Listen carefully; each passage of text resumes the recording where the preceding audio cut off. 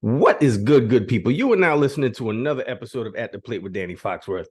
I am your humble narrator, Danny Foxworth, and this one's just going to be a short mini-sode.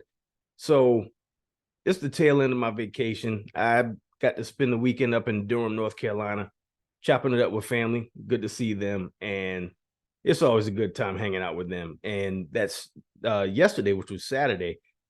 I get up in the morning and I'm looking at the Durham Bulls schedule, wondering, wonder if they got a home game today. And sure enough, they did. So I go on Twitter and I'm like, I think a Durham Bulls game tonight might be the move.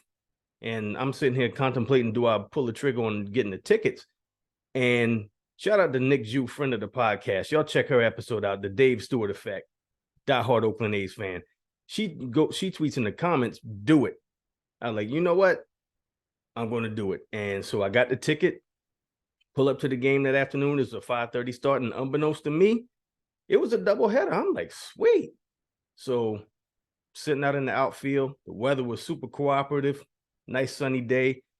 Unfortunately, the Bulls got swept in the doubleheader by to losing to the Syracuse Mets, but all in all, it was still a great experience. I haven't really been to a whole lot of baseball games this year, and I'm slacking on that, and I need to do better.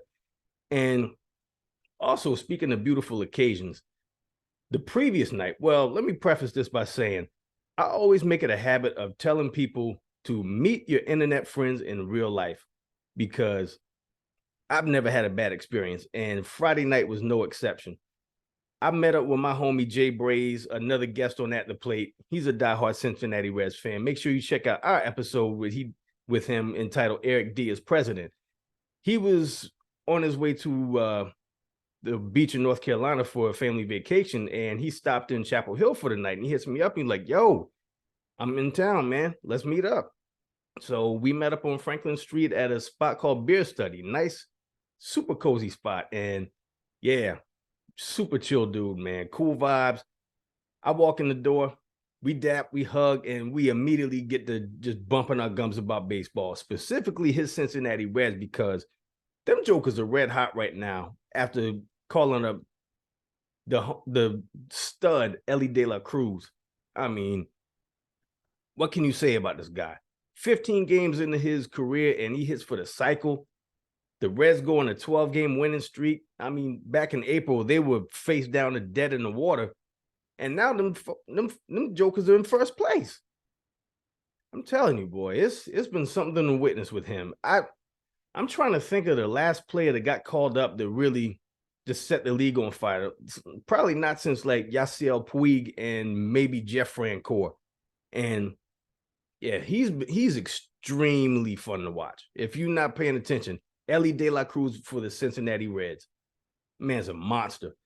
And also, something I've always wanted to see in my lifetime was a player hit 400 for the year. And I'm telling you what, if Luis Ariz for the Marlins keeps up this hot streak, it just might happen. He was hitting 402. I think he went 1 for 4 today. So now his average is down to down to 399, which is still 71 points higher than the second highest batting average, which belongs to Ronald Acuna. And I hope he eclipses the 400 mark this year, because that would just be super cool to witness. And I can't go through this podcast and not bring up Shohei Ohtani. I mean, what more needs to be said? The man's leading the league in homers, tied for the league lead in RBIs. And on the pitching mound, he's leading the league in strikeouts. I mean, that's some alien shit right there. This dude is just he's truly one of one. But unfortunately and fortunately for me, even though him and Mike Trout are a great 1-2 punch, the Angels are still looking up in the standings of the AL West to my beloved Texas Rangers. I'll tell you what, if you would have told me at the beginning of the year that they would be leading the AL West, I'd have laughed in your face. But the Bruce Bochy experiment has paid dividends. The pitching staff, even in Jacob deGrom's absence, they really picked up the slack. I mean, Nathan Eovaldi, Dane Dunning, John Gray, they're really holding their end of the bargain. And my dog, Adolis Garcia, also tied for the league lead in RBIs. El Bombi. I always say Adolis Garcia for president. Him, Corey Seager's raking. I mean, Josh Young, he at third base, he's looking like the lead candidate for AL Rookie of the Year. Jonah Heim at catcher, he's looking like he could possibly make an All-Star game this year. Everything is just clicking on all cylinders for the Rangers, except for that damn bullpen. I just wish they would get it together. But that's another story for another day. And those are just some of my thoughts and some of the players that I'm watching this year. And yeah, I'm going to put a pin in this one. There's going to be some more episodes of At the Plate coming soon. So y'all stay tuned for those. I'm going to have some outstanding guests. So until next time, y'all be good. 3 strikes.